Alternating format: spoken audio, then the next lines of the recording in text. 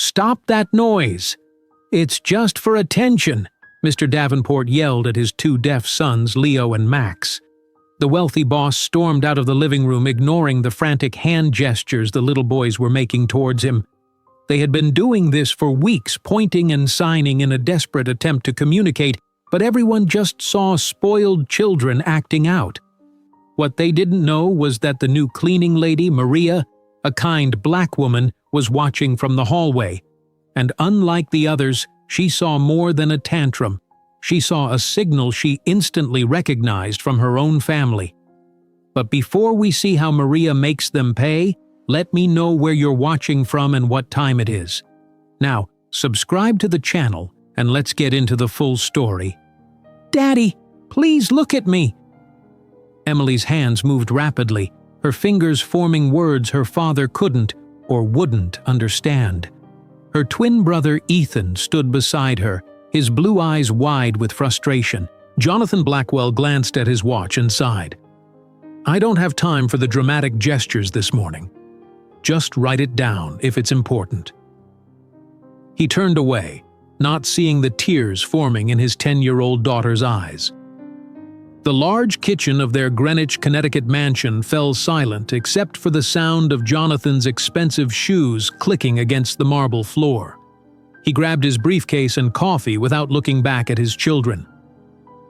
"Michael will be here in 5 minutes to take me to the office," Jonathan announced to no one in particular. "Mrs. Peterson will take you to school. I have meetings until 8 tonight. Don't wait up." The twins watched their father leave, their small hands falling to their sides. They had been trying to tell him something important, but once again, he had refused to understand. Sarah Mitchell stood nervously in the grand entrance hall of the Blackwell mansion. At 38, she had applied for many jobs before, but never one in a house that looked like it belonged in a magazine. Her simple blue dress suddenly felt inadequate. Mrs. Peterson, a thin woman with gray hair pulled back so tightly it seemed to stretch her face, looked Sarah up and down with narrowed eyes. "Mr. Blackwell requires absolute professionalism," Mrs. Peterson said, checking something on her clipboard. "The children need consistency. We've had 3 housekeepers quit in the past year." "I understand," Sarah replied. "I'm looking for long-term employment. May I ask about the children?" Mrs. Peterson's expression softened slightly. "The twins are 10 years old, Emily and Ethan. They were born deaf. Their mother passed away 2 years ago, cancer. Mr. Blackwell works very hard to provide for them." "Do the children use sign language?" Sarah asked. "They do, but Mr. Blackwell hasn't had time to learn. He has people to help with that." Mrs. Peterson looked at her watch. "He'll see you now, briefly. Remember, he values efficiency." Sarah followed Mrs. Peterson through the mansion, taking in the expensive furniture and artwork that seemed to have been chosen by designers rather than a family. They entered a home office where a tall man with prematurely gray hair was speaking rapidly into a phone. Jonathan Blackwell held up one finger, signaling them to wait. "Tell them I need those numbers by 4 o'clock today, not tomorrow. The Medforce deal won't wait." He hung up and turned to Sarah without smiling. "Mrs. Peterson thinks you're suitable," he said, extending his hand for a quick handshake. "Start tomorrow, 7 in the morning." His phone rang again.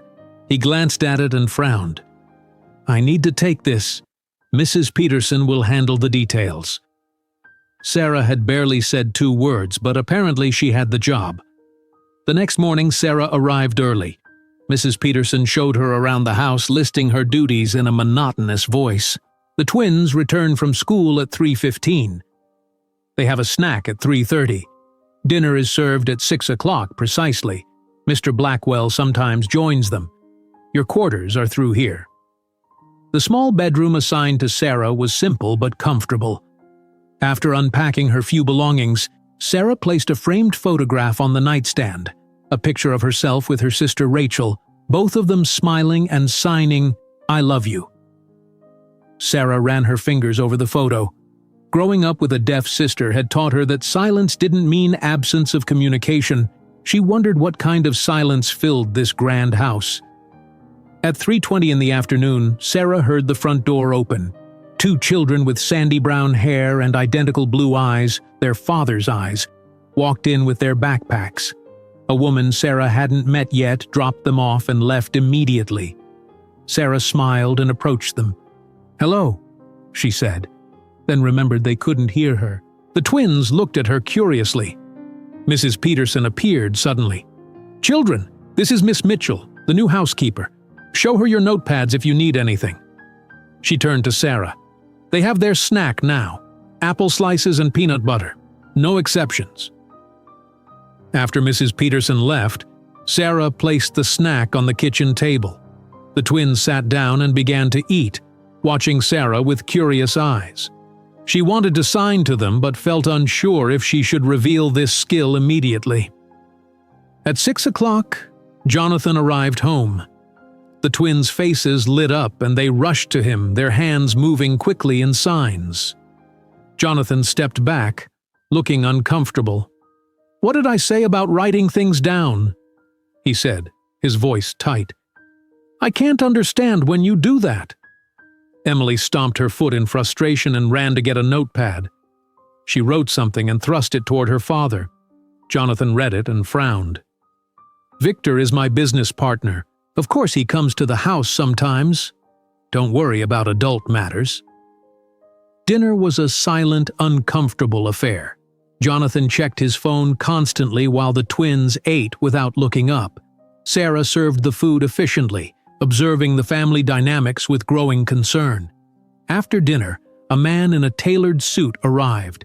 He had slick black hair and a smile that didn't reach his eyes. "David Turner," he introduced himself to Sarah. "Mr. Blackwell's personal assistant. You're the new housekeeper?" "Yes, I'm Sarah Mitchell." David's eyes narrowed. "Interesting. Where did you work before this?" "Several private households in Philadelphia," Sarah answered carefully. "Philadelphia?" David repeated. "Any family there?" "Just my sister," Sarah said, wondering why he was asking. "Mr. Blackwell is very particular about who works with the family," David said. "Very particular." Later that evening, Mrs. Peterson handed Sarah a printed list of rules. "Memorize these. Mr. Blackwell expects everything to run like clockwork." The list was long and detailed, specifying everything from which laundry detergent to use to how the twins' school books should be arranged. "The children's schedule is particularly important," Mrs. Peterson emphasized. "They need routine." After Mrs. Peterson left, Sarah walked past the twins' playroom and paused. Through the partially open door, she could see Emily and Ethan signing rapidly to each other, their expressions fearful. Sarah hesitated, then stepped into the room. The twins looked up, startled. "Hello?" Sarah signed, her hands forming the words with practiced ease. "My name is Sarah." The twins' mouths dropped open in shock. They stared at her as if she had performed a miracle. "You understand us?" Ethan signed, his movements tentative, disbelieving. "Yes," Sarah signed back. "I grew up with a deaf sister." Emily began to cry, her small hands shaking as she signed. "No one understands us. We've been trying to tell Daddy something important." "What is it?" Sarah asked, kneeling down to their level. "Victor," Ethan signed, his young face serious. "Dad's partner. He comes here when Dad is away." "He goes into Dad's office," Emily continued. "He takes pictures of papers. He looks through everything." "We tried to tell the other housekeepers," Ethan signed, "but they didn't understand." "And Daddy won't look at our hands," Emily added, tears streaming down her face. Sarah reached out and gently wiped Emily's tears away. "I understand you," she signed. "I see you. I'll help you." The twins looked at each other, then back at Sarah. Hope replaced fear in their identical blue eyes. "Promise?" They signed in unison. "I promise," Sarah replied, unaware that from the doorway Mrs. Peterson was watching her every movement, her expression unreadable. In the hallway, a small red light blinked on an air vent. A hidden camera recording everything, transmitting to someone who understood exactly what Sarah's skilled hands had just promised. Sarah woke early the next morning, her mind racing with thoughts of the twins and their revelation about Victor Chambers.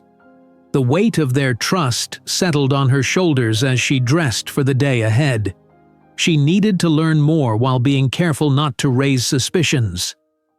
In the kitchen, Mrs. Peterson was already arranging papers on the counter, her posture stiff as Sarah entered. "Good morning," Sarah said cheerfully. "What can I help with today?" Mrs. Peterson handed her a printed schedule.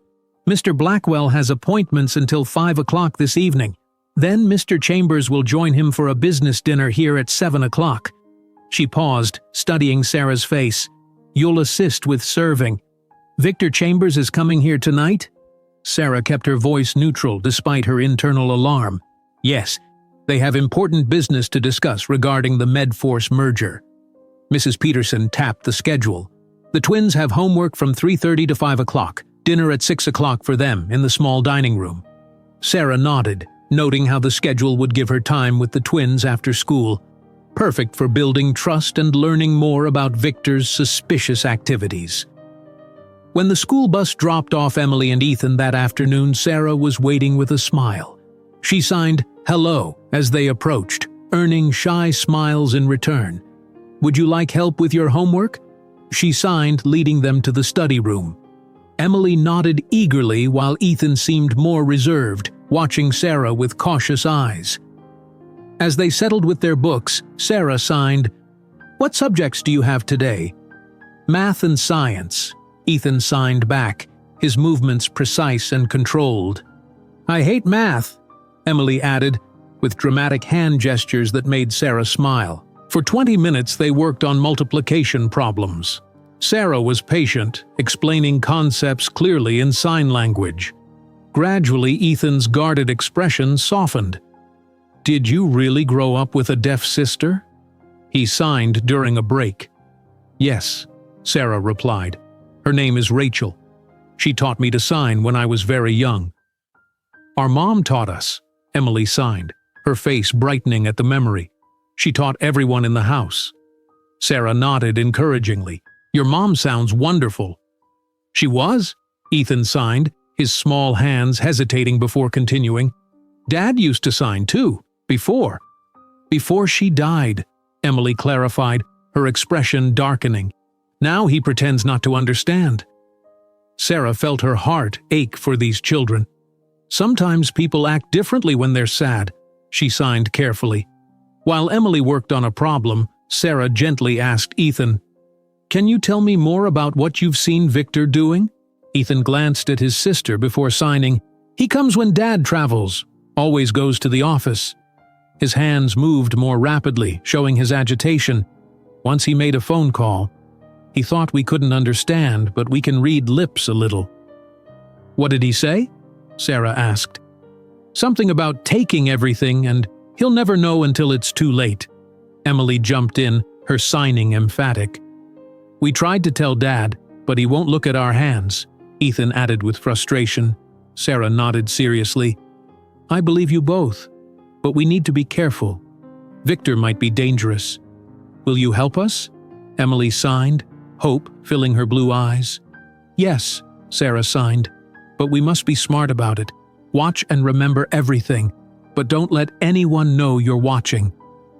The twins nodded solemnly. A team formed in secret.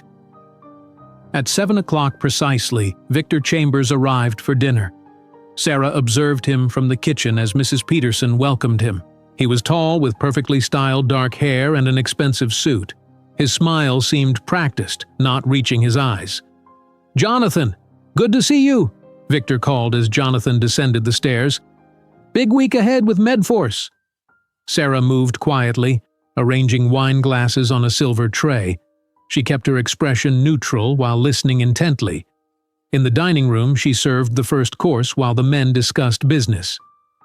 "The merger documents are nearly ready," Jonathan was saying. "Legal just needs to finalize the asset distribution sections." Victor nodded, then turned his attention to Sarah as she poured wine. "You're new, aren't you?" "I don't believe we've met." "Sarah Mitchell, sir. I started yesterday." Victor studied her face. "Mitchell, from Philadelphia, perhaps? Any background in finance before household work?" The question seemed odd. Sarah kept her response simple. "No, sir. I've worked in household management for several families." "How are you finding the twins?" Victor asked, his tone casual but his eyes sharp. "Challenging, I imagine, with their condition." "They're wonderful children," Sarah replied evenly. "Very bright." Jonathan cleared his throat. "Sarah, we need the portfolio files from my office, the blue folder on my desk." Sarah nodded and left, feeling Victor's gaze following her. As she entered Jonathan's office, his phone rang in the dining room. Through the partially open door, she heard him excuse himself to take the call. Moving quickly, Sarah collected the folder but paused when she heard footsteps approaching the office. She stepped behind the door just as Victor entered. Without noticing her presence, he immediately began examining papers on Jonathan's desk, opening drawers and taking photos with his phone. Sarah held her breath, watching as Victor pulled out what appeared to be financial documents. He photographed several pages, then carefully returned them exactly as they had been. When Jonathan's voice called from the hallway, Victor smoothly moved away from the desk, pretending to admire a painting on the wall. "Ah, there you are," Jonathan said as he entered. Call took longer than expected. "Beautiful painting," Victor replied casually. "Reminds me of that gallery we visited in New York last month." Sarah slipped out during their conversation, her heart pounding. The twins had been right. Victor was definitely up to something suspicious involving Jonathan's business documents.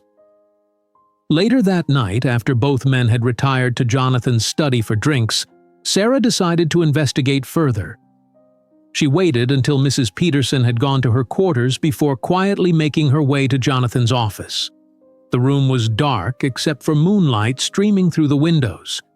Sarah carefully searched the desk, trying to identify what documents had interested Victor. She found folders labeled Medforce Merger containing complex financial statements. A sound in the hallway made her freeze.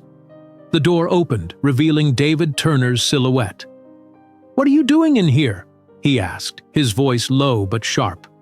Sarah straightened, thinking quickly. "Mr. Blackwell asked for fresh water in his study, and I thought I heard the phone ringing in here." David stepped closer, his expression skeptical. "At 11:30 at night." Interesting dedication to answering phones. "I'm still learning the routines of the house," Sarah replied calmly. David leaned against the door frame, blocking her exit. "You know, I run background checks on all household staff, very thorough ones." "I have nothing to hide, Mr. Turner." "Everyone has something to hide, Miss Mitchell." David's smile didn't reach his eyes. "Even people with deaf sisters and perfect signing abilities." The statement hung between them, a clear message. He knew she had been communicating with the twins. Before Sarah could respond, a new voice joined the conversation. "Everything all right here?" It was Michael, Jonathan's driver, standing in the hallway. His presence seemed to irritate David. "Just chatting with our new housekeeper," David replied, stepping aside. "Good night, Miss Mitchell." After David left, Michael turned to Sarah. "Be careful around him. He reports everything to Mr. Blackwell." Sarah studied Michael's face, wondering if he could be trusted. He was younger than she'd expected for a driver, perhaps early 30s, with kind eyes. "Thank you," she said simply. Michael hesitated, then spoke quietly. "I lost some hearing in my left ear." "Military service." He touched his ear briefly. "Not the same as being deaf, but I understand the twins better than most here. If you need help accessing certain areas of the house, let me know." Their eyes met in silent understanding before Michael continued down the hallway, leaving Sarah with a potential ally and a growing sense that the situation in the Blackwell house was even more complex than she had initially thought. In her room that night, Sarah's phone buzzed with a text from an unknown number. I know what you're looking for. Meet me tomorrow if you want to know who Victor Chambers really is." Sarah stared at the text message on her phone. Who would know what she was looking for? She considered ignoring it, but her curiosity won out. She typed back, "Who is this?" The reply came quickly. "Michael, the driver. We need to talk privately." Relief washed over her. After their brief conversation last night, she felt Michael might be trustworthy. She arranged to meet him during her afternoon break, then tried to sleep despite her racing mind. Early the next morning, Sarah was preparing breakfast when Jonathan entered the kitchen already dressed in a suit. "I need to inform you of a schedule change," he said without preamble. "I'm leaving for a 3-day business trip to Chicago this afternoon. The twins will be Mrs. Peterson's responsibility while I'm gone." "Yes, sir," Sarah replied, watching him carefully. "Will Mr. Chambers be joining you?" Jonathan frowned slightly. "No. Victor has meetings here." He checked his watch. "I'll be leaving at 2 o'clock. Make sure the twins understand I'll call them tonight." Through the kitchen window, Sarah noticed a black car parked across the street. As Jonathan walked out the front door later, she recognized Victor sitting in the driver's seat, watching the house. With Jonathan gone, Sarah focused on building a stronger connection with the twins. After school, she brought art supplies to the sunroom. "I thought we could make something together," she signed as Emily and Ethan dropped their backpacks. "Art was Mom's favorite," Emily signed, her expression brightening. "She taught us to paint." Sarah spread paper across the table. "Tell me more about your mom," she signed while helping them arrange colors. "She was beautiful," Ethan signed, his movements gentle. "She knew sign language before we were born." "Really?" Sarah asked. Emily nodded enthusiastically. "Mom said she knew we might be deaf because it runs in her family. She made everyone learn to sign. Dad, the staff, everyone." "She taught you to sign from birth?" Sarah asked. "Yes," Emily continued. "She said it was our first language and we should be proud of it."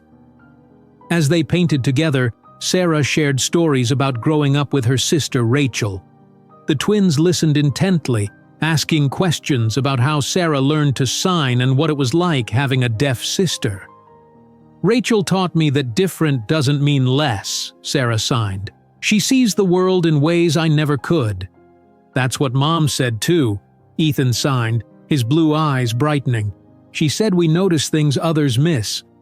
At 2 o'clock, Sarah slipped away to meet Michael in the garden house, a small stone building at the edge of the property. She found him waiting inside, looking nervous. "Thank you for coming," he said, gesturing to a chair. "I wasn't sure if you would trust me." "I'm not sure I do yet," Sarah replied honestly. "What do you know about Victor Chambers?" Michael ran a hand through his hair. "I've been Jonathan's driver for 5 years. Started right after military service." He touched his ear briefly. "Lost partial hearing in Afghanistan. That's why I notice things about the twins, how people ignore them." "What about Victor?" Sarah pressed. "I've seen him taking documents from Jonathan's briefcase during trips. Once I caught him photographing papers when Jonathan stepped away." Michael's expression hardened. "I wanted to report it, but what? Jobs for veterans aren't easy to find. I have a family to support." He looked down. "And there's something else. Before Anna, Mrs. Blackwell, died, she made me promise to look out for the twins. Said they might need protection someday." Sarah studied his face, seeing genuine concern. "The twins told me Victor searches Jonathan's office when he's away. They've been trying to warn their father." Michael nodded grimly. "Victor is coming here today. He always does when Jonathan leaves town." "How do you know?" "I overheard him on the phone yesterday. We need to watch him, gather proof." They agreed to share any information they discovered, forming an uneasy alliance. Back in the house, Sarah found the twins in their bedroom. Emily was pulling a wooden box from beneath her bed. "What's that?" Sarah signed. "Mom's special box," Emily replied. "We want to show you." Inside were photographs, handwritten notes, and small mementos. The twins carefully removed a stack of photos, showing them to Sarah one by one. In several pictures, the entire family was signing together, including Jonathan. "Your father knows sign language?" Sarah asked, surprised. The twins exchanged looks. "He used to," Ethan signed sadly. "After Mom died, he stopped, like the language died with her. He pretends he doesn't understand us," Emily added, her small hands angry in their movements. "But sometimes we catch him watching our signs. He understands. He just doesn't want to." Sarah examined a photo of Jonathan signing "I love you" to infant twins in Anna's arms. His face looked younger, happier, a different man entirely from the cold businessman she knew. Later that afternoon, the security system chimed. Sarah checked the monitor and saw Victor's car in the driveway. Mrs. Peterson hurried to answer the door. "Mr. Chambers," she greeted him, "we weren't expecting you." "I left some documents during dinner last night," Victor explained smoothly. "Jonathan needs them for Chicago." Sarah quickly texted Michael, "Victor here now. Claims he forgot documents." Victor walked toward Jonathan's office with Mrs. Peterson following closely. Minutes later, Michael texted back, "Creating distraction now." The house phone rang. Mrs. Peterson answered it in the hallway. "Car trouble at the gate?" She repeated, "I'll come check immediately." She turned to Victor. "Excuse me, Mr. Chambers. Security issue I must handle." The moment Mrs. Peterson left, Sarah moved silently to the office doorway. Victor was photographing documents from Jonathan's desk drawer. She recognized the Medforce logo on the papers. A small noise from behind startled her. The twins stood in the hallway watching. Sarah put her finger to her lips, then signed, "Stay back." They nodded in understanding. Victor suddenly moved toward the door. Thinking quickly, Emily knocked over a vase in the hallway. The crash drew Victor away from the office. By the time he reached the hallway, Sarah had slipped into an adjacent room. "Sorry," Emily wrote on her notepad, showing it to Victor. "Accident." Victor looked annoyed, but returned to the office, gathered his things, and left minutes later. After Victor's car disappeared down the driveway, Sarah hugged the twins. "You were very brave," she signed. "We're good at creating distractions," Ethan signed with a small smile. "No one expects deaf kids to make noise." Sarah returned to Jonathan's office to check what Victor had been photographing. In a corner near the ceiling, a small object caught her eye. A hidden camera. Someone was watching the office. Sarah carefully disabled it, but left it in place to avoid alerting whoever had installed it. That evening, Jonathan called for a video chat with the twins. Sarah set up the tablet in the living room. "How was your day?" Jonathan asked, his face tired on the screen. The twins began signing rapidly, but Jonathan frowned. "The connection is breaking up. I can't see clearly. Just write it down." Sarah noticed his tension wasn't from poor connection. The video was perfectly clear. "Mr. Blackwell," she said carefully, "Mr. Chambers stopped by today to collect some documents you needed." Jonathan's expression tightened. "What documents?" "Something about Medforce. He said you needed them in Chicago." "I see." Jonathan's voice was controlled, but Sarah noticed his knuckles whitening as he gripped something off camera. "Thank you for telling me." After the brief, awkward call ended, Ethan looked at Sarah with knowing eyes. "Dad is angry," he signed. "Not at us." "About Victor." Sarah nodded.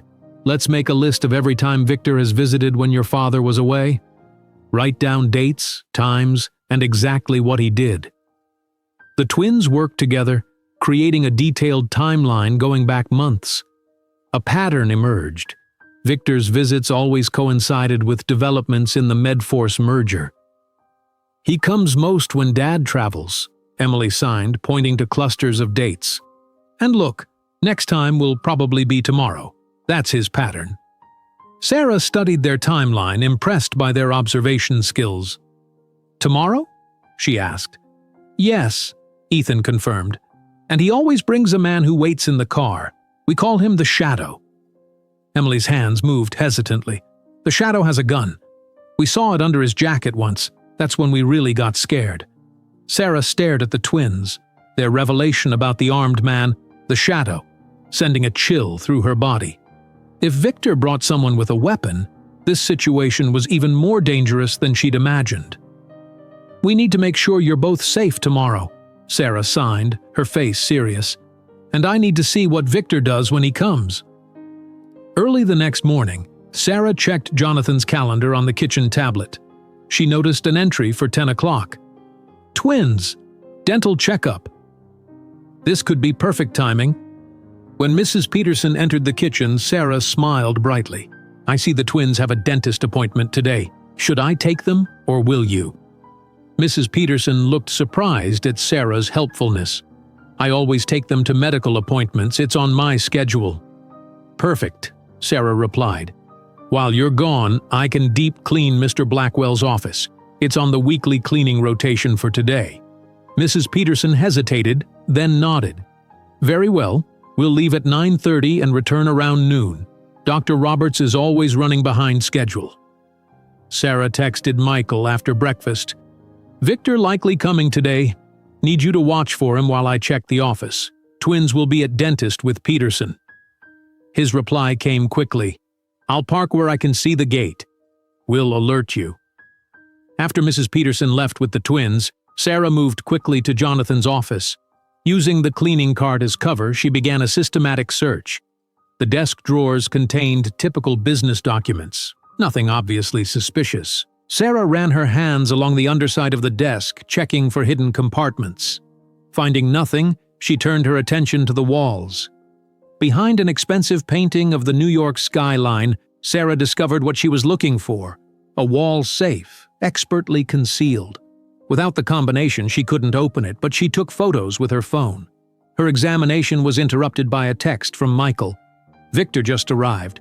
Black car. Man waiting inside vehicle." Sarah's heart raced. She quickly moved to the adjacent room, a small library connected to the office by a shared wall. She left the door slightly ajar, giving her a partial view of the office while remaining hidden. Victor entered moments later, looking confident as he closed the office door. He immediately went to Jonathan's desk and began making calls on his cell phone. "Everything's on schedule," Victor said to someone. "Jonathan is in Chicago until tomorrow night." He paused, listening. "Yes, I have access to everything we need. The final documents for MedForce are being prepared." Sarah recorded the conversation on her phone, trying to steady her shaking hand. "Listen," Victor continued, his voice lower now. "Once we have everything in place, it's simple. The trading records will show Jonathan used inside information. The SEC doesn't forgive that kind of thing." He laughed. "By the time anyone realizes what happened, I'll be running Blackwell Investments, and Jonathan will be facing serious charges." Sarah felt her blood run cold. Victor wasn't just stealing documents. He was planning to frame Jonathan for insider trading. "I have to step out for a minute," Victor said. "Let me check with Leo." As soon as Victor left the office, Sarah slipped inside. Papers were spread across the desk, financial statements showing stock trades related to MedForce Pharmaceuticals. She quickly photographed everything, her fingers trembling.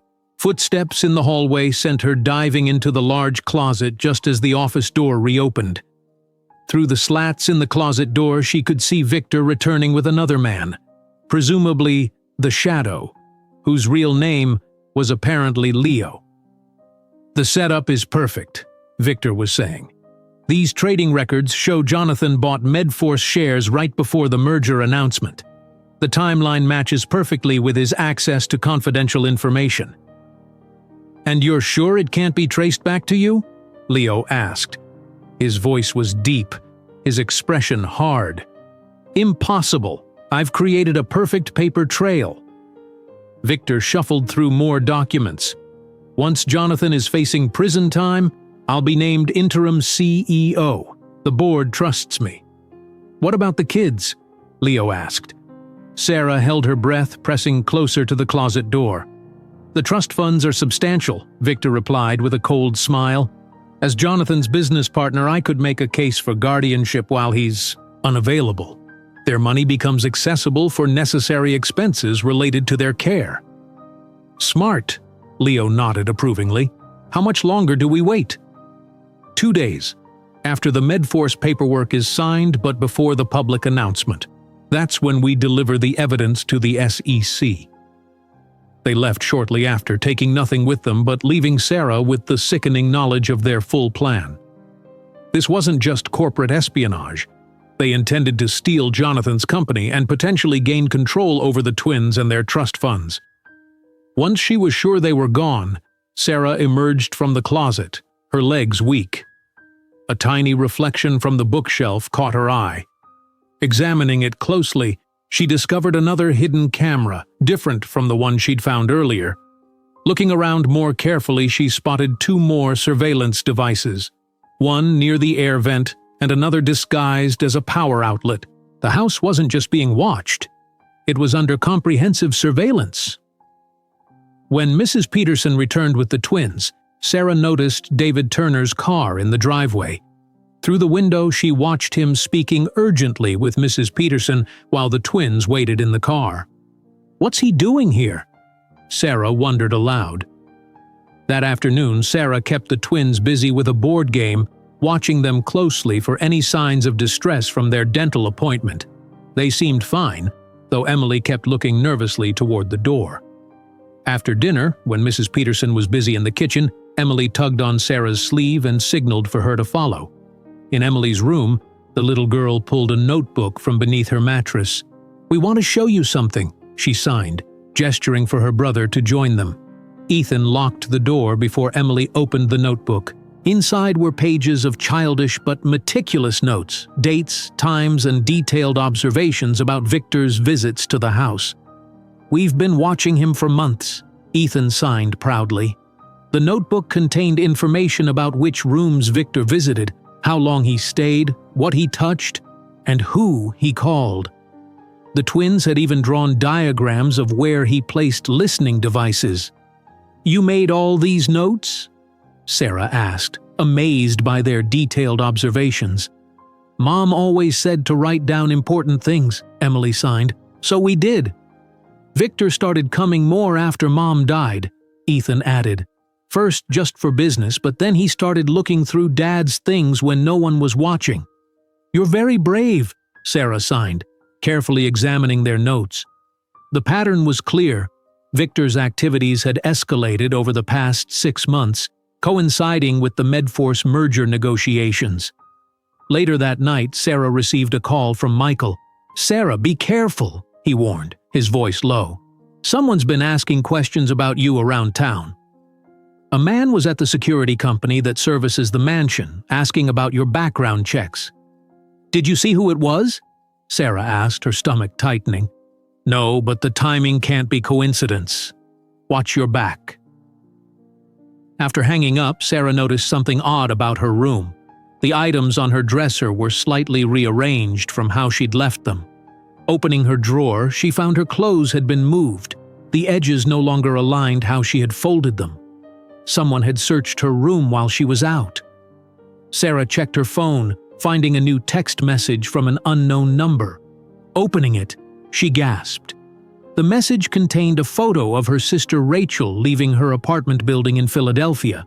The text read, "Stop investigating, or your sister will have an unfortunate accident. This is your only warning."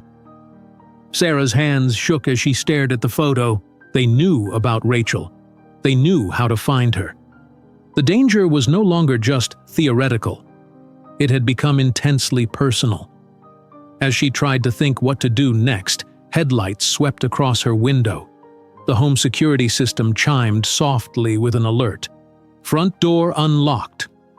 Sarah froze. Everyone in the house was already accounted for. Sarah moved quickly through the darkened house, her heart pounding. She had to check on the twins first. Reaching their bedroom door, she knocked softly before entering. Emily and Ethan were sitting up in their beds, their faces worried in the dim light. "Did you hear that noise?" Emily signed, her hands shaking slightly. "Yes," Sarah signed back. "Stay here and lock your door. Hide in your secret closet spot if anyone comes. I'll be right back." The twins nodded solemnly. Sarah waited until she heard the lock click before moving toward the stairs, grabbing a heavy vase from the hallway table as she went. She descended slowly, straining to hear any sounds. A shadow moved in the foyer. Sarah raised the vase, ready to defend herself, when the lights suddenly came on. Jonathan Blackwell stood by the light switch, his eyebrows rising in surprise at Sarah's defensive stance. "Miss Mitchell? What are you doing?" he asked. Sarah lowered the vase, relief and confusion washing over her. "Mr. Blackwell? You're supposed to be in Chicago until tomorrow." Jonathan removed his coat, his face tired. "I cut my trip short." The security app on my phone showed unusual activity around the house. He frowned. "Why were you coming downstairs with a vase?" The security alert said the front door was unlocked. "I was checking because everyone should be in bed already." Jonathan nodded. "I see. Well, as you can tell, it was just me returning early." An awkward silence fell between them.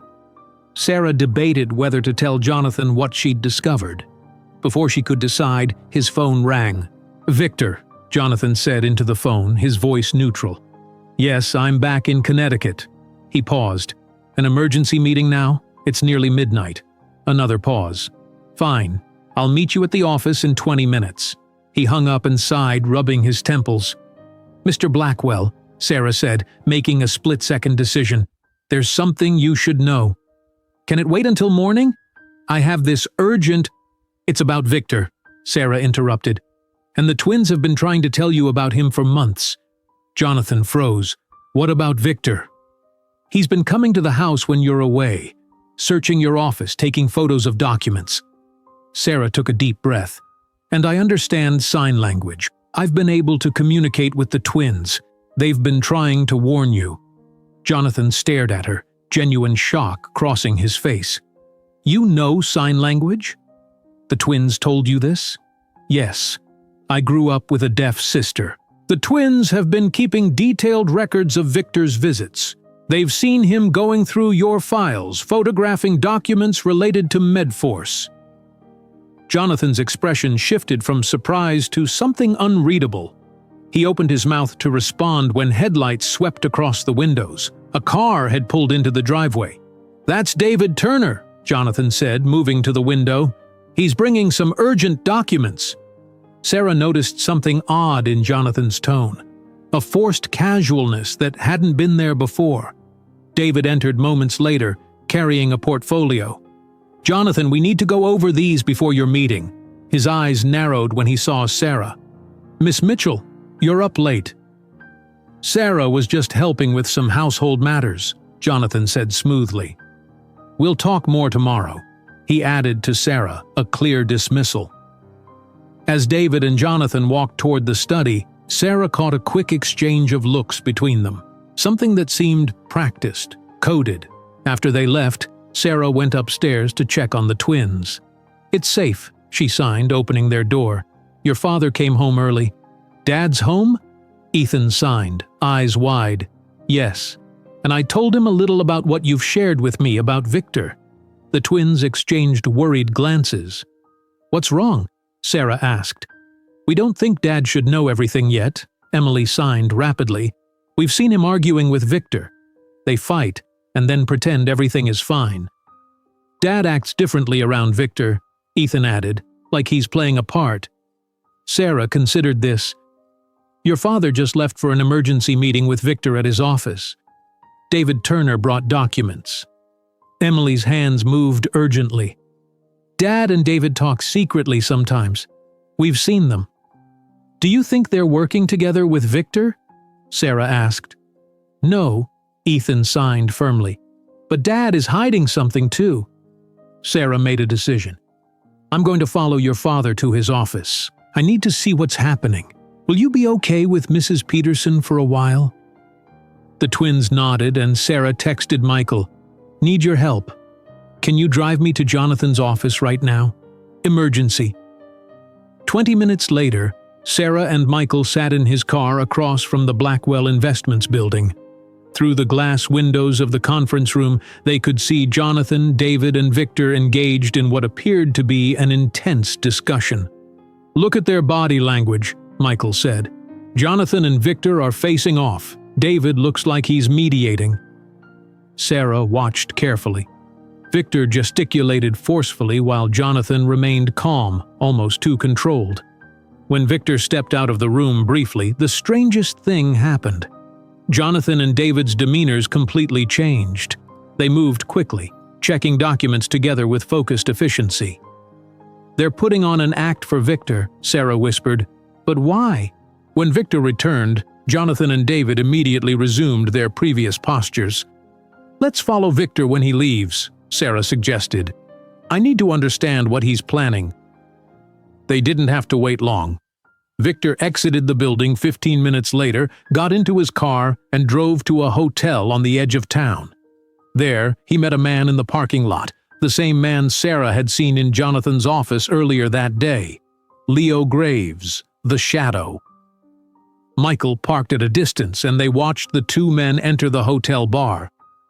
"I'm going closer," Sarah said. "I need to hear what they're saying."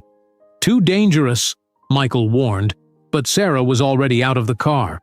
She took a seat in the lobby, near enough to the bar entrance to overhear fragments of conversation. "Frame him completely within 48 hours, Victor was saying. "The SEC will have no choice but to act." "And what about his assistant?" Leo asked. "Turner seems too loyal. Turner is focused on his own career. He'll jump ship when Jonathan falls." Victor's voice dropped lower. "The evidence is ironclad. Jonathan will go to prison, and we'll have everything, the company, the connections, even guardianship of those brats if we want it." Sarah had heard enough. She hurried back to Michael's car, her face pale. "We need to warn Jonathan right now," she said. When they returned to the Blackwell mansion, Sarah found Jonathan in his office with the twins. The scene was strange and touching. Jonathan was awkwardly trying to communicate with them using a mixture of writing and halting gestures. Emily was clearly frustrated. She signed rapidly to Ethan, a complex sentence full of emotion. To everyone's shock, Jonathan's hands moved automatically in response, forming perfect signs before he caught himself and dropped his hands to his sides. The room went completely still. The twins stared at their father with wide, hurt eyes. "You understand us?" Emily signed, tears forming. "You've understood us all along?" Jonathan's face crumpled.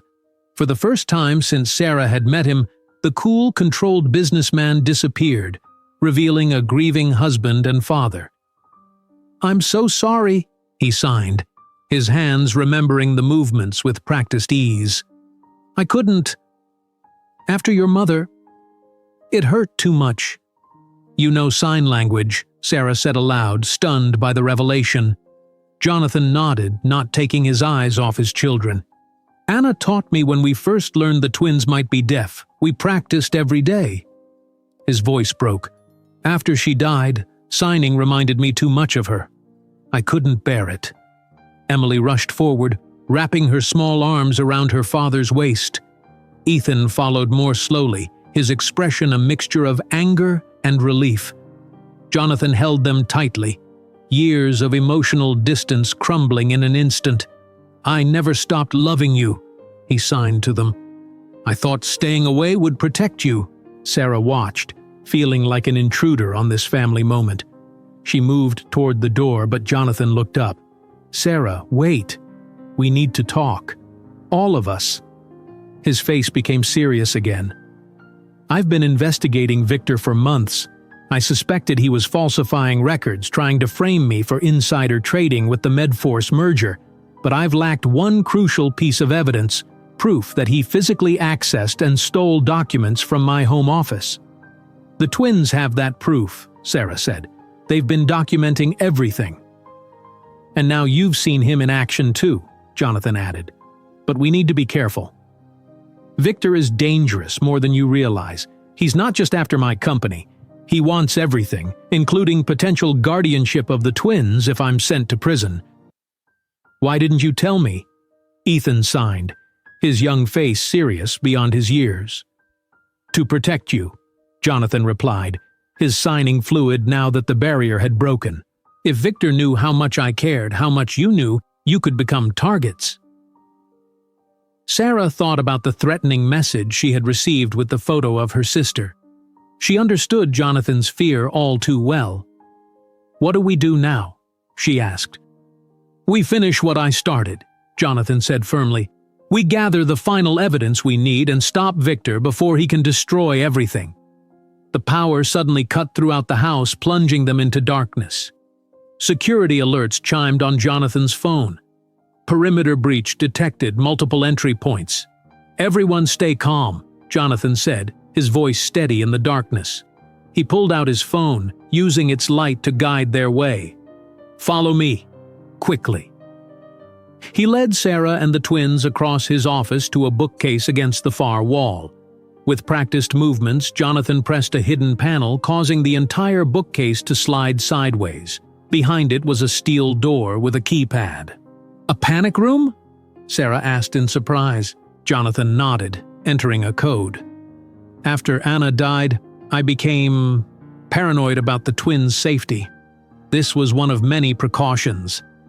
The heavy door swung open, revealing a small but well-equipped room with monitors, supplies, and 2 small beds. Jonathan ushered the twins inside. "Stay here," he signed to them. "You'll be safe. I'll come get you when it's over." "But Dad," Emily began to sign. "I promise I'll come back," Jonathan signed firmly. "I'm not leaving you again." The twins nodded reluctantly. Jonathan closed the door, ensuring it locked securely, then turned to Sarah. "The security system has a backup generator. It should restart in about 30 seconds. On cue, dim emergency lights flickered on. Jonathan guided Sarah to his desk. "I need to explain quickly," he said, his voice low and urgent. "I've suspected Victor of fraud for months. I didn't know who to trust, so I began my own investigation." "What kind of fraud?" Sarah asked. "Victor has been falsifying trading records to make it look like I used insider information on the Medforce merger." Jonathan's face was grim in the dim light. "If he succeeds, I'll go to prison while he takes control of my company." Sarah nodded. "I overheard him with Leo Graves. They mentioned the SEC and framing you. They also discussed gaining guardianship of the twins," Jonathan added. "Victor knows their trust funds are substantial. If I'm convicted, he could petition for guardianship as my business partner." "That's why you've been so distant," Sarah realized. "You were protecting them. I thought if Victor saw how little I seemed to care about them, they wouldn't become targets." Jonathan ran a hand through his hair. "I was trying to keep them safe, but I only hurt them more." The lights suddenly came back on as the generator fully engaged. Jonathan moved to the security panel. "False alarm," he said, studying the screen. The power outage triggered the perimeter sensors. No actual breach. He looked relieved, but still wary. "We should call in additional security." Jonathan made a quick phone call. "David, we need the team at the house now." Within 20 minutes, David Turner arrived with Michael. Sarah was surprised to see them together, looking like they'd been working as a team for years. "The perimeter is secure," David reported. "We've done a full sweep of the grounds." Jonathan turned to Sarah. "I should explain. David isn't just my assistant. He's an undercover investigator with the Securities and Exchange Commission. We've been building a case against Victor for months." Sarah looked at David with new understanding. "So all those questions about my background?" "Part of my cover," David said. "I needed to ensure you weren't working for Victor." "And Michael?" Sarah asked. Michael stepped forward. "I started reporting to David about 3 months ago. I noticed Victor's suspicious behavior during trips with Jonathan and contacted the SEC. We've formed a small team," Jonathan explained, "but we've been missing a crucial element, proof that Victor physically stole documents from my home. Without that, it's his word against mine." Sarah pulled out her phone. "I recorded him in your office today with Leo, and I have photos of him accessing your files." She handed her phone to David. "The twins also have a notebook filled with dates and details of his visits." David examined the evidence, his expression brightening. "This is exactly what we needed. The physical evidence of theft creates a chain we can follow back to the falsified trading records. We can stop him now, Sarah suggested. Jonathan shook his head. Not yet. We need to catch him in the final act, attempting to plant the falsified records. If we move too soon, he could claim he was gathering evidence against me. So, what's the plan? Sarah asked. We need to make Victor believe he still has the advantage, David explained. Give him the opportunity to make his final move. Jonathan opened his wall safe, the one Sarah had discovered earlier, and removed several folders. These are the real Medforce merger documents that prove my innocence. Victor still needs these final pieces to complete his frame-up. You're going to use them as bait, Sarah realized. Exactly. I'll pretend to leave town again, giving Victor the opportunity to make his move. You'll remain here with the twins while secretly documenting any incriminating actions. Isn't that dangerous? Sarah asked. What about the twins? They'll be safer at my sister's house in Boston, Jonathan said. Michael can take them there tomorrow morning. And Mrs. Peterson? Sarah asked. Can she be trusted? David and Jonathan exchanged looks. We've discovered Mrs. Peterson has been feeding information to Victor, David said carefully. She's been his inside source for months. Sarah gasped. Should we confront her? No, Jonathan said. We can use this connection. Feed Victor false information through her. They spent the next hour finalizing details of their plan. Jonathan would publicly announce an emergency business trip to San Francisco while actually relocating to a hotel 20 minutes away to monitor the situation. I need to get the twins out of the panic room, Jonathan said when they finished. They've been waiting long enough. When Jonathan opened the panic room door, the twins rushed into his arms. Is everything okay? Emily signed frantically. Yes, Jonathan signed back, his movements fluid and natural now that he'd dropped his pretense. The security alert was a false alarm. Ethan studied his father's face. You're not leaving us again? Jonathan knelt to their level.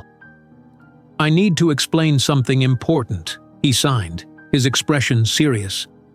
I made a terrible mistake after Mom died. I thought if I stayed distant, if I pretended not to care too much, you would be safer. Safer from what? Emily asked. Bad people who want to hurt our family, Jonathan signed. I was trying to protect you, but I did it all wrong. I should have trusted you with the truth. You stopped signing with us, Ethan signed, hurt still evident in his movements. It was like losing Mom and you. I know, Jonathan signed, tears forming in his eyes. Signing reminded me of Mom, of how much I missed her, of how I failed her by not saving her. It hurt too much. He took a deep breath. But that's no excuse. I was wrong, and I'm so sorry. The twins looked at each other, then back at their father. Mom always said people make mistakes, Emily signed slowly. Even dads. Jonathan laughed softly through his tears. Your mother was very wise. Are you going to start signing with us all the time now? Ethan asked, hope filling his young face. Yes, Jonathan promised. No more pretending. No more distance. Sarah watched this reunion from the doorway, feeling both moved and awkward, like she was intruding on a private moment. She turned to leave, but Emily noticed and signed quickly to her father. Jonathan looked up. Sarah, please stay. You're part of this now. He turned back to the twins. We need to tell you our plan. It might sound scary, but I promise we'll keep you safe. Over hot chocolate in the kitchen, Jonathan explained a simplified version of their plan to trap Victor. The twins listened intently. So we have to go stay with Aunt Lizzie? Emily signed with a pout. Just for a few days, Jonathan assured her. It's not safe here right now. Ethan's hands moved thoughtfully. Can we help catch the bad guys? You already have, Sarah signed. Your notebook of observations is crucial evidence. Jonathan looked proudly at his children. You noticed things adults missed. You kept careful records, You're the real heroes here." Later, as they prepared for bed, Sarah pulled Jonathan aside. "I received a threatening text earlier with a photo of my sister. They know about Rachel." Jonathan's face darkened. "Victor is escalating. We'll put protection on your sister immediately." He squeezed Sarah's shoulder gently. "I'm sorry you've been pulled into this." "I'm not," Sarah replied honestly. "The twins needed someone to listen to them. I'm glad I could be that person." The next morning, Jonathan publicly departed for his emergency business trip, his driver taking him to the airport where he wouldn't board his flight. Instead, David would pick him up and take him to a nearby hotel where they could monitor the situation remotely. Before leaving, Jonathan hugged his children tightly. "Michael will take you to Aunt Lizzie's after breakfast," he signed. "I love you both so much." As his car pulled away, Sarah and the twins watched from the window. The house felt suddenly quiet, tense with waiting. "What do we do now?" Emily signed to Sarah. "Now we wait," Sarah signed back. "But first, let's pack your overnight bags." As night fell, Sarah settled into a chair near the security monitors. The twins were safely away. Mrs. Peterson had been fed carefully crafted misinformation about Jonathan's trip, and all the security systems were activated. The trap was set. Sarah watched the dark driveway on the monitor, knowing it was only a matter of time before Victor made his move. Sarah stared at the security monitor, rubbing her tired eyes. The house felt too quiet without the twins. She checked the time on her phone, 11:15 at night. As she scrolled through the different camera feeds one more time, she froze. A dark car was parked across the street, partially hidden behind some trees. "That's not possible," she whispered to herself. She zoomed in on the image, her pulse quickening. It was definitely Victor's car, and she could make out two figures inside. Victor and Leo. They weren't supposed to come until tomorrow night. Sarah quickly texted Jonathan, "They're here already." Victor and Leo watching the house from across the street. Jonathan's reply came seconds later. "Stay calm. Stick to the plan, just accelerated. David and I are repositioning security. Act normal." Sarah took a deep breath. She needed to appear unaware of their presence while making sure everything was in place for their trap. She turned on lights in various rooms to suggest normal evening activities, then went to her bedroom to change into her night clothes. If they were watching, they needed to believe she was settling in for the night. Her phone vibrated again. Jonathan had sent detailed instructions. "Continue normal routine. Make yourself visible, then appear to go to bed. Security team in position but hidden. Remember, all cameras are recording." The next morning, Sarah made breakfast as usual. Mrs. Peterson entered the kitchen at precisely 7 o'clock, her face a mask of professionalism. "Good morning, Miss Mitchell," she said stiffly. "I trust you slept well?"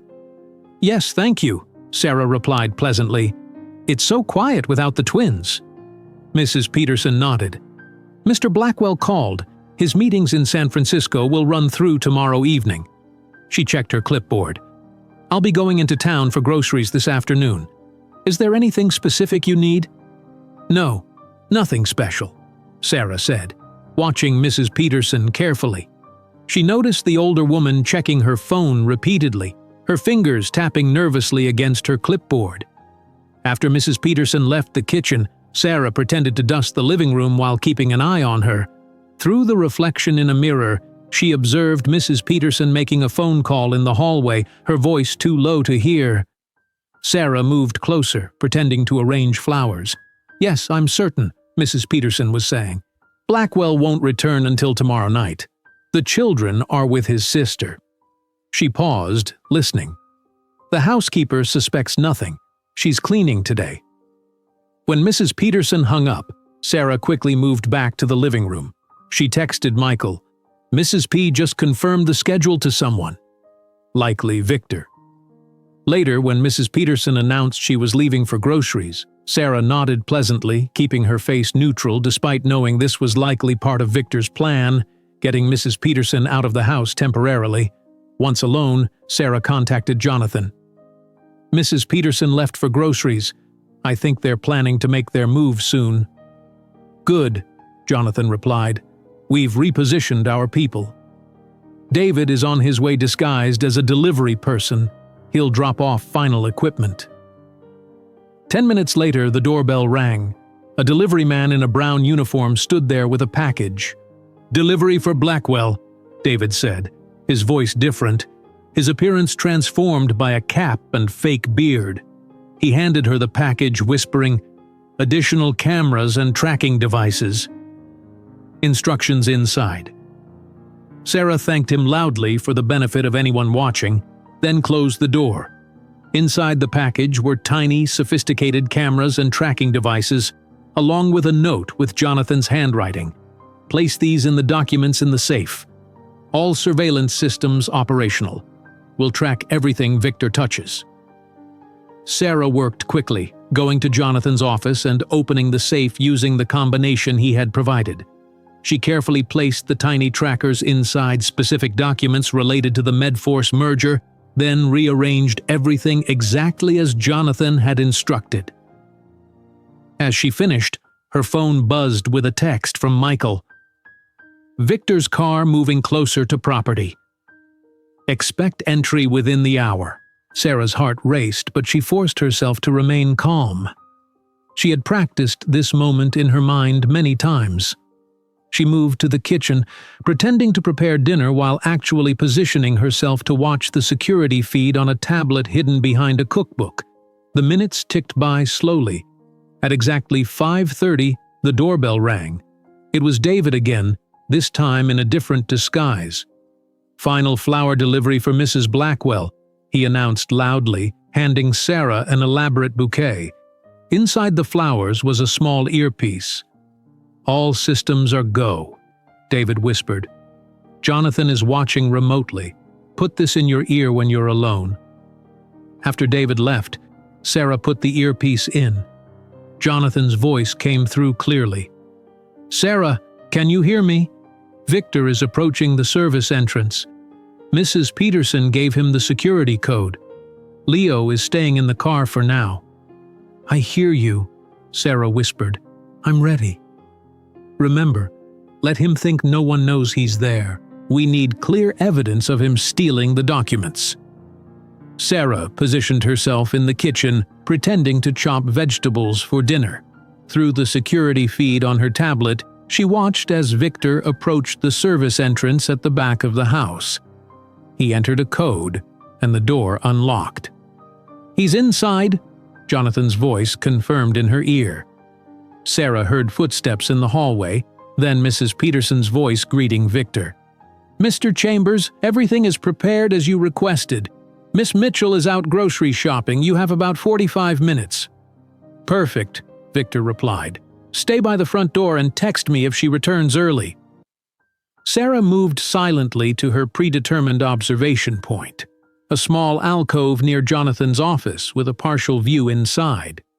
She activated the recording app on her phone as Victor entered the office and immediately went to the bookshelf. He moved with confident familiarity, pulling books aside to reveal the wall safe. Using a piece of paper with numbers written on it, Victor entered the combination. The safe opened smoothly.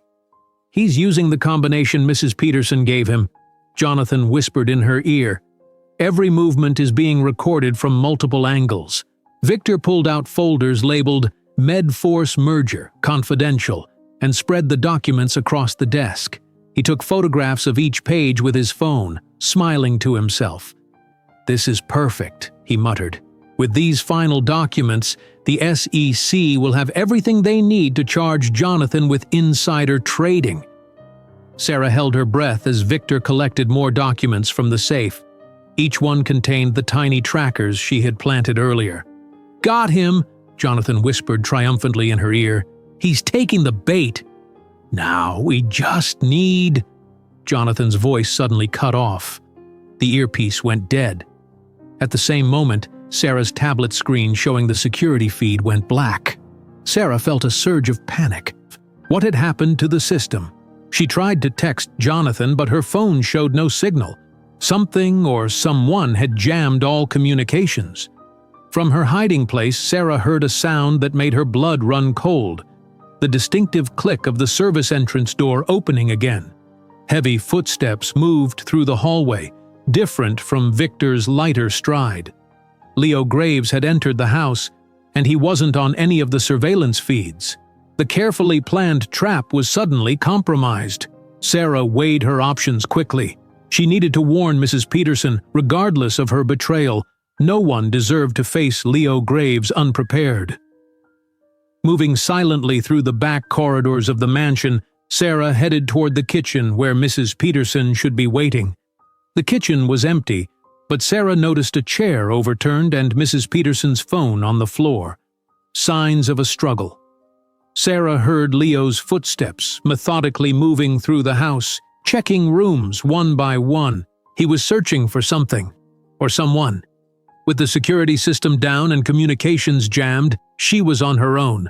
Moving as quietly as possible, Sarah made her way toward the pantry, looking for a place to hide or a weapon to defend herself. Through the crack in the pantry door, she saw Leo discover Mrs. Peterson unconscious on the floor of the butler's pantry. Instead of helping the older woman, Leo pulled out his phone and called Victor. "The housekeeper is taken care of," he said coldly. "No sign of the other one yet." Sarah realized with horror that they planned to eliminate all witnesses. This wasn't just about stealing documents anymore.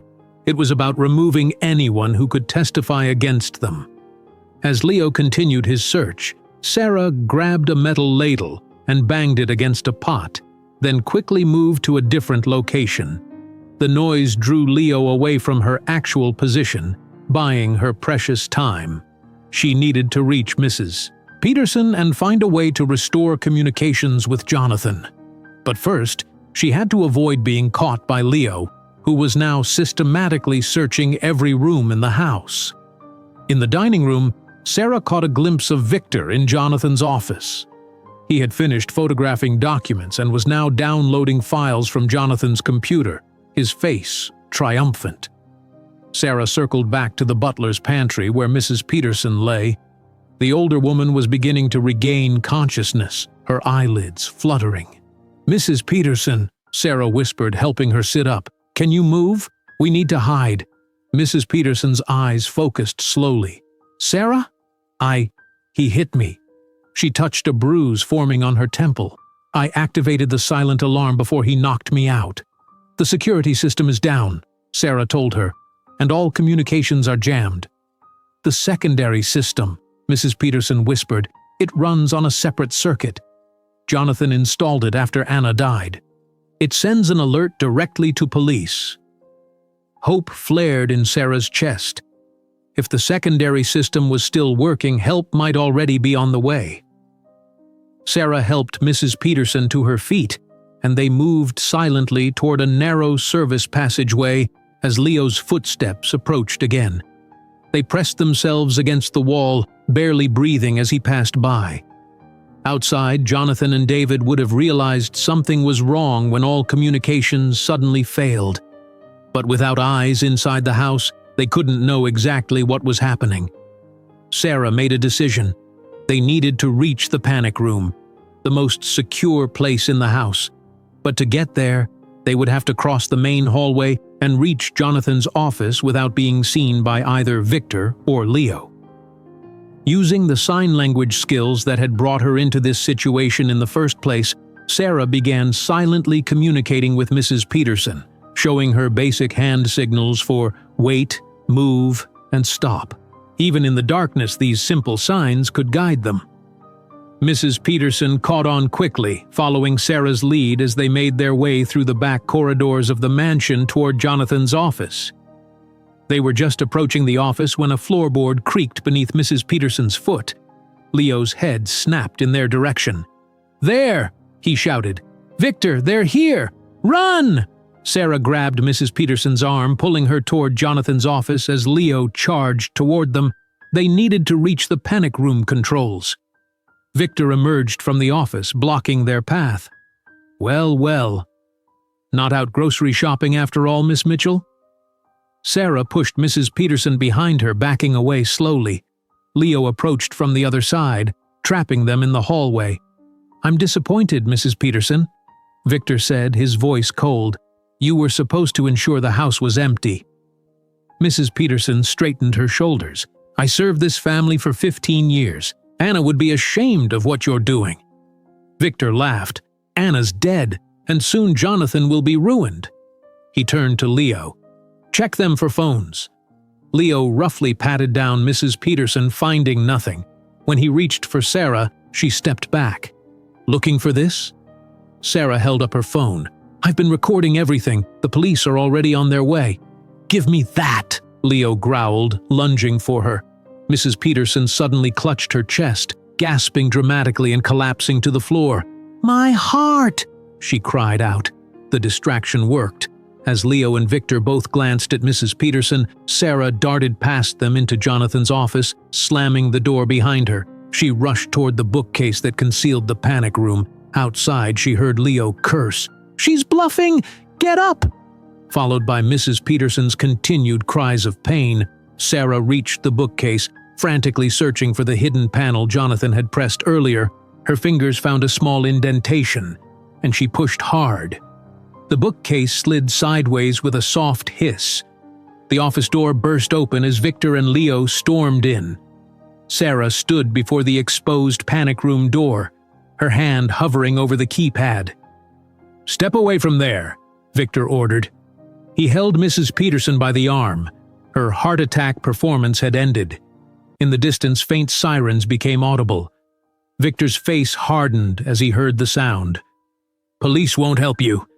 By the time they get here, we'll be gone, along with evidence that will destroy Jonathan Blackwell."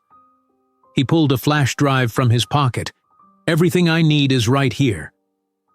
"Why are you doing this?" Sarah asked, trying to keep him talking while her hand inched toward the panic room controls. "Because Jonathan doesn't deserve what he has," Victor spat. "We built that company together, but he got all the credit, all the recognition.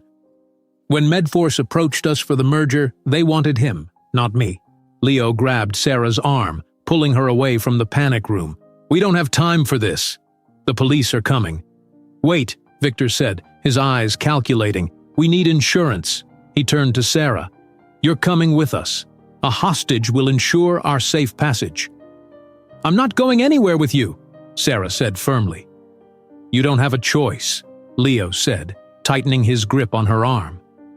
Outside, the sirens grew louder. Victor moved toward the window, peering through the curtains. "They're still at the gate," he reported. "We have 2 minutes, maybe 3. He turned back to Sarah. "Here's what's going to happen. You're going to walk out with us, nice and calm. If you try anything, Leo will make sure Mrs. Peterson doesn't live to see tomorrow." Sarah glanced at Mrs. Peterson, whose eyes were wide with fear. She needed to stall longer. "How did you falsify the trading records?" she asked. "The SEC will figure it out eventually." Victor smiled, unable to resist boasting about his scheme. "It was brilliant, actually. I created a perfect paper trail showing Jonathan bought Medforce shares right before the merger announcement. The timeline matches perfectly with his access to confidential information." "But the records are fake," Sarah pressed. "Of course they're fake," Victor said dismissively. "I've been planning this for months. Jonathan will go to prison for insider trading, I'll take over the company, and then I'll petition for guardianship of those deaf brats and their trust funds." Leo shifted impatiently. "Enough talking. We need to go now." "The twins," Sarah said, her voice hardening. "You were going to use children for their money?" "They're just means to an end," Victor shrugged. "Their trust funds will finance my new ventures after I gut Blackwell Investments." Sarah felt a surge of anger. "You won't get away with this," Victor laughed. "I already have. There's no proof of what I've done. It's my word against yours, and I have documents showing Jonathan is the criminal, not me."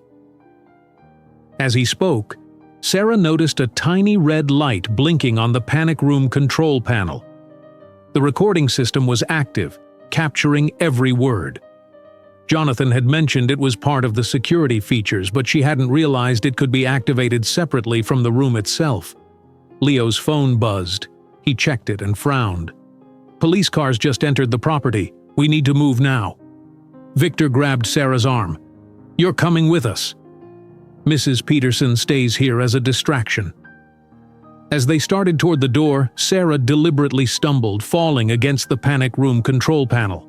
Her fingers quickly pressed a sequence of buttons, not the entry code, but an emergency signal Jonathan had mentioned. Leo yanked her back to her feet. "Stop stalling."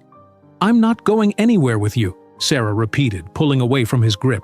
Leo raised his hand to strike her when the office door burst open. Jonathan stood there with David and 2 police officers behind him. "It's over, Victor," Jonathan said firmly. Victor's face contorted with rage. "You're supposed to be in San Francisco." "I never left Connecticut," Jonathan replied. "We've been monitoring everything." "You have nothing on me," Victor insisted, backing away. "No proof." Jonathan smiled coldly.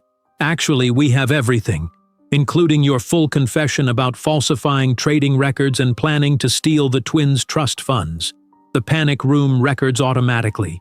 You've been broadcasting your entire plan for the past 5 minutes." Victor lunged for the flash drive he'd left on the desk, but one of the officers intercepted him. The other officer restrained Leo, who didn't resist once he realized they were surrounded.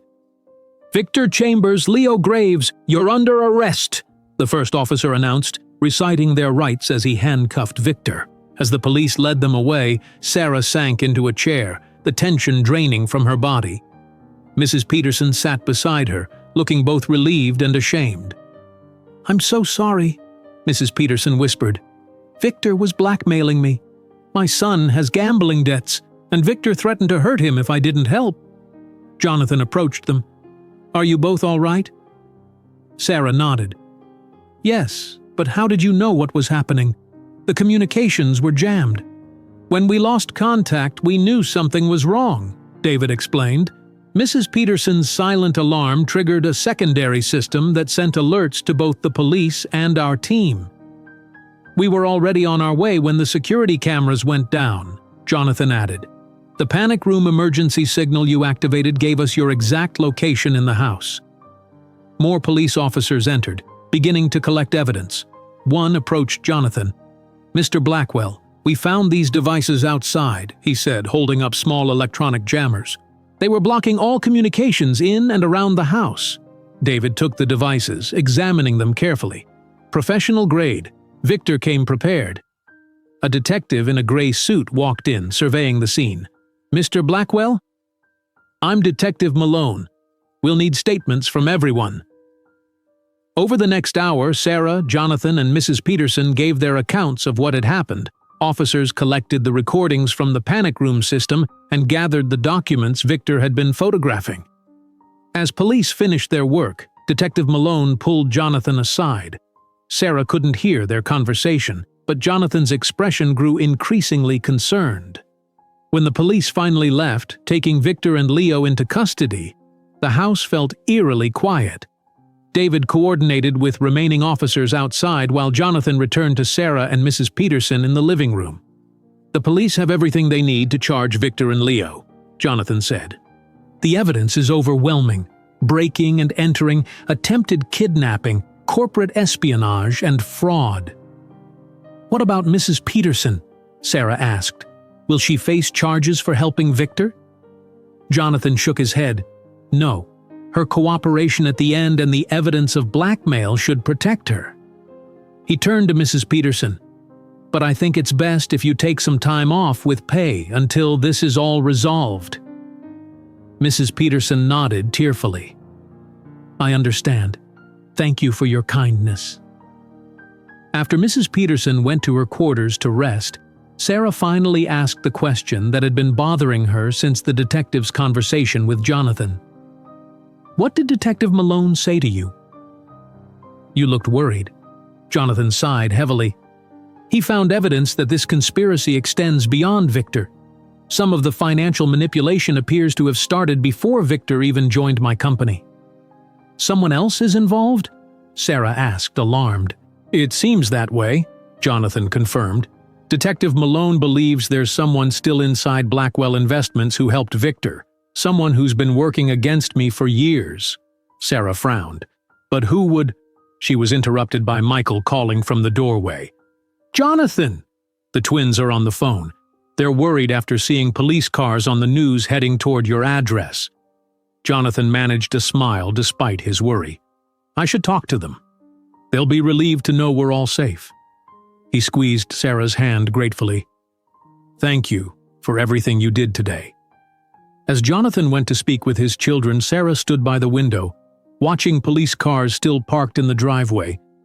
They had caught Victor, but the danger wasn't over. Someone else was out there, someone who had helped create this elaborate scheme to destroy Jonathan's life. And that person was still free. For the next 3 days, the Blackwell mansion remained cordoned off with yellow police tape. Teams of investigators combed through the house, collecting evidence, dusting for fingerprints, and downloading data from the security systems. Jonathan, Sarah, and the twins temporarily relocated to his penthouse in downtown Greenwich. The spacious apartment overlooked the harbor, but even its luxurious surroundings couldn't ease the tension Jonathan felt about Detective Malone's revelation. On their first morning there, Sarah found Jonathan at the kitchen counter, reviewing financial documents while the twins ate breakfast. She noticed how he now signed "Good morning" to them naturally when they entered a room, and how their faces lit up each time he did. "Any news from the investigation?" Sarah asked, pouring herself coffee. Jonathan frowned. Detective Malone called earlier. The financial records they seized from Victor show discrepancies dating back 5 years, before Victor even became my partner. So someone else has been helping him. It seems that way. Someone who's been with the company from the beginning. Emily tapped the table to get their attention, then signed, "Are the bad men going to jail?" Jonathan set down his papers to sign back. "Yes, Victor and Leo will go to prison for a long time." "Good," Ethan signed firmly. "They scared us." "I know," Jonathan signed, his movements gentle. "I'm sorry I didn't listen when you tried to warn me." Emily's hands moved hesitantly. "We tried so many times. I promise I'll always listen now," Jonathan signed, then spoke aloud for Sarah's benefit. "No more ignoring what's important." Sarah watched this exchange with a warm feeling. Despite the ongoing danger, something beautiful was happening, a family rebuilding itself through honest communication. Later that day, David Turner arrived with thick folders of financial records. "We've narrowed down the list of potential accomplices," he announced, spreading documents across Jonathan's dining table. "Based on access to the records that were manipulated, it has to be one of these 3 executives." Jonathan examined the photos David laid out. Richard Harmon, Chief Financial Officer, Thomas Reed, Head of Operations, and Stephanie Clark, Legal Counsel. "All 3 have been with me since I founded the company," Jonathan said quietly. "I trust them completely." "That's what makes betrayal possible," David replied. "The SEC has been analyzing transaction patterns. Someone with intimate knowledge of your trading procedures has been working against you for years." Sarah studied the photographs. "Have the twins met these people?" "Many times," Jonathan nodded. "They often come to the house for dinner parties or strategy meetings." "Maybe they noticed something," Sarah suggested. "They're remarkably observant." That evening, Jonathan invited all 3 executives and their families to the penthouse for dinner, explaining he wanted to update them on the situation with Victor. The real purpose was to observe their reactions and give the twins a chance to interact with them. During dinner, Sarah noticed Emily and Ethan becoming increasingly withdrawn. Their hands remained still in their laps, their usual animated signing absent. After the guests left, Sarah approached Emily in her bedroom. "You were very quiet tonight," she signed, sitting beside the young girl. Emily's hands moved cautiously. "I don't like Mr. Harmon." "Why not?" Sarah asked. "He visited Mom when she was sick, before she died." Emily's face grew troubled. "They argued with Dad. We were supposed to be sleeping, but we watched from the hallway." Sarah's interest piqued. "What were they arguing about?" "We couldn't see all the signs. Dad had his back to us, but Mom was angry, really angry." Sarah found Jonathan in his study and related what Emily had told her. "Richard visited Anna?" Jonathan looked confused. "I remember that night. It wasn't about anything financial. Richard was pressuring me to return to work during Anna's final months. He thought I was spending too much time at home." "Are you sure that was all it was about?"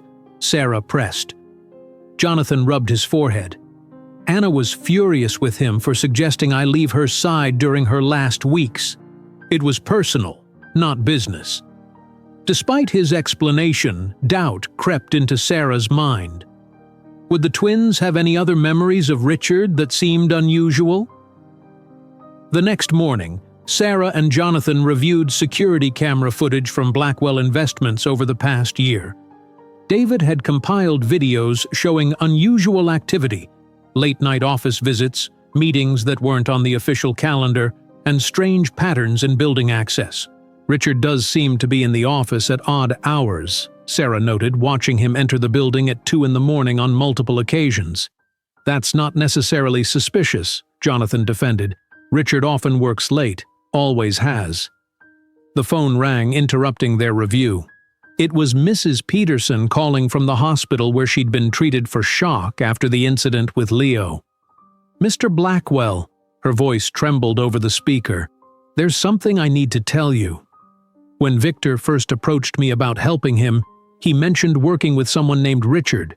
I assumed he meant Richard from the gardening service, but now I realize—" "Richard Harmon," Jonathan finished, his face paling. After hanging up, Jonathan sat in silence for several moments. "I've known Richard for 15 years. We started the company together. He was at my wedding. He visited the twins in the hospital when they were born. People can change," Sarah said gently. "Or maybe they were never who we thought they were." Jonathan shook his head in disbelief. "I need more proof before I accuse one of my oldest friends." The proof came unexpectedly that afternoon from Ethan. The boy approached them with a serious expression, his hands signing rapidly. "I just remembered something important," he signed. "At Mom's funeral, I saw Mr. Harmon and Mr. Chambers talking behind the big tree. They were passing papers to each other. Everyone was looking at Mom's picture, but I was watching people instead." Jonathan stared at his son. "You saw Richard and Victor exchanging documents at your mother's funeral?" Ethan nodded firmly. "They looked around first to make sure nobody was watching, but I was. I remember because it seemed wrong to do business when everyone was sad." Sarah watched as Jonathan's expression shifted from doubt to grim certainty. "I need to speak with Richard," he said, his voice hardening. Alone. The next day, Jonathan called an emergency board meeting at Blackwell Investments. He arranged for the other executives to arrive 30 minutes after Richard, giving him time for a private conversation. Sarah waited with the twins in an adjacent conference room, watching through one-way glass as Richard entered Jonathan's office. "Jonathan," Richard greeted warmly, "good to have you back. This business with Victor is unfortunate, but we'll weather it." "Sit down, Richard," Jonathan said, his voice unnaturally calm. "We need to talk about your involvement with Victor." Richard's smile faltered slightly. "My involvement? I'm as shocked as anyone by his betrayal." "Are you?" Jonathan slid a folder across the desk. "These are financial discrepancies dating back 5 years, long before Victor joined the firm." "I don't understand," Richard said, not touching the folder. "I think you do," Jonathan continued. "Mrs. Peterson mentioned your name. Victor referred to working with Richard when recruiting her help." Richard laughed nervously. "That's absurd. She must have misheard." "My son saw you exchanging documents with Victor at my wife's funeral," Jonathan said, his voice breaking slightly. "At Anna's funeral, Richard. How could you?" Richard's face drained of color. "The twins? But they're deaf. They couldn't have—" "Being deaf doesn't mean they don't see," Jonathan cut in sharply. "They see everything, including things people try to hide." For several moments, Richard sat frozen, then his shoulders slumped. "It wasn't supposed to go this far," he whispered. "It started small. My investments collapsed during the recession. I just needed to borrow from the company temporarily. Borrow? You've been manipulating our financial records for years." Richard nodded miserably. "When Victor joined the firm, he discovered what I was doing. But instead of exposing me, he suggested we work together. He had bigger plans, taking control of everything. He saw how vulnerable you were after Anna died and decided to exploit it." Jonathan's face hardened. "So you made Victor the scapegoat? Set him up to take the fall if things went wrong?" "He was ambitious and reckless. The perfect patsy," Richard admitted. "I never wanted to hurt the twins, Jonathan. The guardianship idea was all Victor's." Jonathan stood up, towering over his former friend. "I trusted you with everything, my company, my home, my family." As Richard began offering desperate excuses, security officers entered the room. David stepped forward with a police detective. "Richard Harmon, you're under arrest for conspiracy to commit securities fraud," the detective announced. As Richard was led away in handcuffs, Jonathan joined Sarah and the twins in the adjacent room. Emily hugged him tightly while Ethan watched Richard being escorted to the elevator. "Is it over now?" Ethan signed. "Yes," Jonathan signed back. "Thanks to you both. You saw things the rest of us missed." 2 months later, life had found a new rhythm. The Medforce merger proceeded successfully under intense regulatory oversight, saving hundreds of jobs and strengthening Jonathan's company. Both Victor and Richard faced serious charges, with overwhelming evidence against them. Sarah continued working with the Blackwells, her role evolving far beyond that of a housekeeper. She'd become essential to the family's healing process, helping Jonathan navigate his renewed relationship with the twins and facilitating their communication. One evening, after the twins had gone to bed, Jonathan found Sarah organizing materials for the twins' school project. "Sarah," he began hesitantly, "I've been meaning to ask you something." "Yes?" She looked up from her work. "Would you consider staying on permanently? Not as a housekeeper, but working with the twins and helping me establish a foundation for families with deaf children." Sarah paused, surprised by the offer. "A foundation?" Jonathan nodded. "The Blackwell Foundation for Inclusive Communication. It would fund sign language education, technology for deaf children, support for parents." He smiled softly. "The twins already have ideas for programs they want to create." "That sounds wonderful," Sarah replied, genuinely moved. "I'd be honored to be part of it." "You've become important to this family," Jonathan said. "To all of us." Later that night, as Sarah considered Jonathan's offer, her phone chimed with an email notification. It was from her sister Rachel with an urgent subject line. "Urgent. What they're not telling you about the Blackwells." Attached was a file labeled Anna's Last Letter.pdf. Sarah stared at her phone screen, her heart racing. The subject line of Rachel's email seemed ominous. With trembling fingers, she opened the attached file. The letter appeared to be written in a shaky hand. "Dear friends at the Parents of Deaf Children Support Group, by the time you read this, I may be gone. My doctors say I have weeks, not months. While I've accepted this, my greatest fear isn't death. It's leaving my children without their mother and their primary connection to deaf culture. Emily and Ethan are remarkable children. Their deafness has never been a disability in our home, only a different way of experiencing the world. Jonathan learned to sign with us, creating a family language that bound us together. He was so patient, practicing late into the night after the twins were asleep, determined to be fluent for them. My worry is what will happen after I'm gone. Jonathan retreats into work when he's hurting. I fear he might pull away from signing, from the deaf community we've built around the twins. Not from lack of love, but from pain. Signing might remind him too much of me. If you know families who've lost the hearing parent in a mixed hearing home, please share any resources that might help. Jonathan is a wonderful father, but grief makes people do strange things. The twins need their connection to deaf culture to stay strong, especially without me. With gratitude for all your support, Anna Blackwell. Sarah read the letter twice, tears filling her eyes. There was nothing scandalous or threatening, only a mother's love and concern for her family's future after her death. A second email from Rachel arrived. "Sorry for the dramatic subject line. Just realized who you're working for. Found this in our support group archives. Anna Blackwell was a member before she passed. Thought you should see what she was worried about. Call me."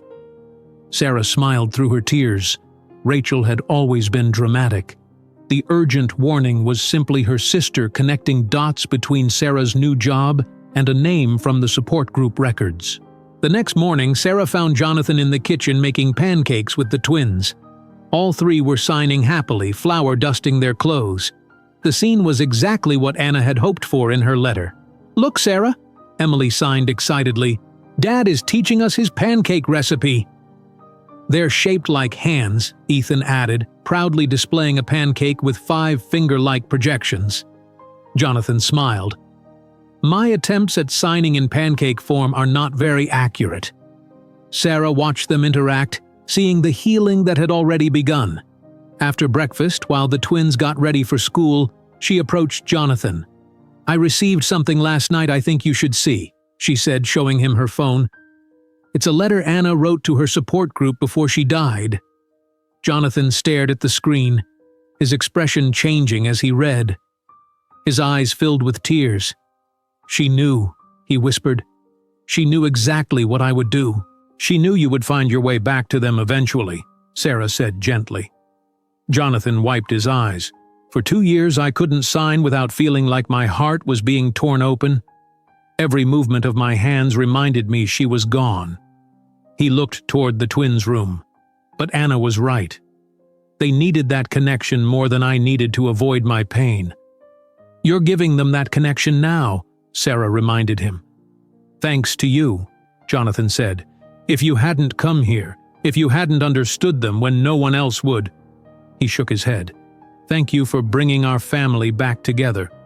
6 months later, the grand ballroom of the Greenwich Community Center was filled with people.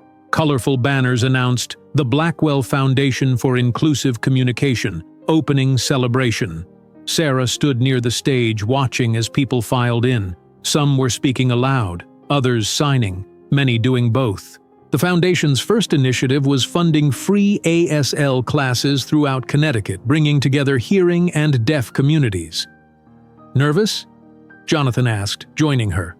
"A little," Sarah admitted. "It's a big day." As the foundation's newly appointed program director, Sarah had spent months developing youth leadership programs with Emily and Ethan's input. The twins had blossomed in their roles as young ambassadors, helping other children understand deaf culture. "The mayor just arrived," Jonathan noted, "and there's Dr. Mills from the school board."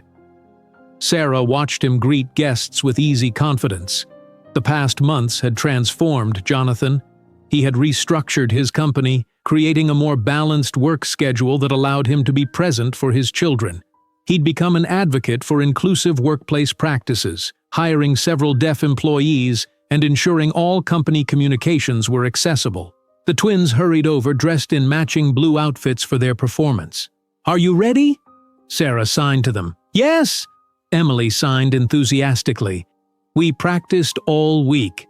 "Dad helped us," Ethan added, looking proudly at his father. When the program began, Jonathan took the stage, speaking and signing simultaneously. "Welcome, everyone. 6 months ago, my children taught me an important lesson about communication. They showed me that being heard isn't about sound. It's about someone taking the time to understand." He described how the foundation would support families with deaf children through education, technology, and community building. "Today my children want to share something special with you," he concluded. The twins took the stage with 20 classmates from their new school, which offered both mainstream and deaf education. As music began playing, the hearing children sang while the deaf children, led by Emily and Ethan, signed the lyrics. Some children did both. From her place in the audience, Sarah watched Jonathan. His eyes never left his children, and when they looked his way, he signed, "I love you," his fingers forming the gesture with natural ease. After the performance, Sarah led her first official sign language class for parents and children. The twins moved around the room, helping people position their hands correctly. Like this, Emily demonstrated to a struggling mother. Your fingers need to be straighter. Across the room, Sarah noticed Jonathan helping a father who was having difficulty with a particular sign. I feel so clumsy, the man confessed. I'm afraid I'll never get this right. I felt the same way, Jonathan told him. For years, I let that fear keep me from communicating with my own children. What changed? The father asked. I realized it's not about getting the signs perfect, Jonathan explained. It's about showing up and trying every day. Our children don't need perfection. They need connection. The father nodded gratefully, practicing the sign again with new determination. Later that evening, the Blackwells and Sarah celebrated the foundation's successful launch with a dinner at home. Mrs. Peterson, who had returned to work part-time, served Jonathan's favorite lasagna. To new beginnings, Jonathan toasted, signing and speaking simultaneously. The twins excitedly discussed future plans for the foundation. Emily wanted to start a summer camp for deaf and hearing children to learn together. Ethan suggested developing video games that incorporated sign language. I think Mom would be proud, Emily signed, her young face serious. I know she would, Jonathan replied, his signing fluid and confident. She always believed in building bridges between people. After the twins went to bed, Jonathan joined Sarah on the terrace. The spring night was cool but pleasant. I never thanked you properly, he said. For what? Sarah asked. For seeing my children when I couldn't, for helping me find my way back to them. Sarah smiled. They're remarkable kids. They made it easy. The foundation board approved your 5-year contract today, Jonathan told her, if you're still interested. I am, Sarah confirmed. This work is important to me. You've become important to us, Jonathan said softly. To the children. To me. They stood in comfortable silence, looking out at the stars. In the past 6 months, Sarah had found more than a job. She'd found purpose. The Blackwells had become her family in many ways, though she maintained healthy boundaries and her own apartment in town.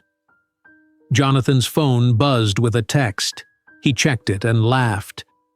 The twins are supposed to be asleep, but Ethan just sent me a sign language joke, he explained, showing her the message filled with emoji hands. They never stop communicating now that they know you're listening, Sarah observed. That's the greatest gift you gave us, Jonathan said. Helping us hear each other, even in silence. Inside the house, the twins' project posters for the foundation lined the hallway. Their drawings showed families with speech bubbles and signing hands, bridges connecting different groups of people, and smiling faces of all kinds.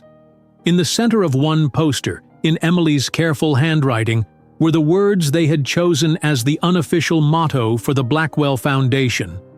It's not about getting the signs perfect. It's about showing up and trying every day. As Sarah looked at their artwork, she reflected on the journey that had brought her here. What had begun as a simple job application had led to healing for the Blackwells and a new purpose for her.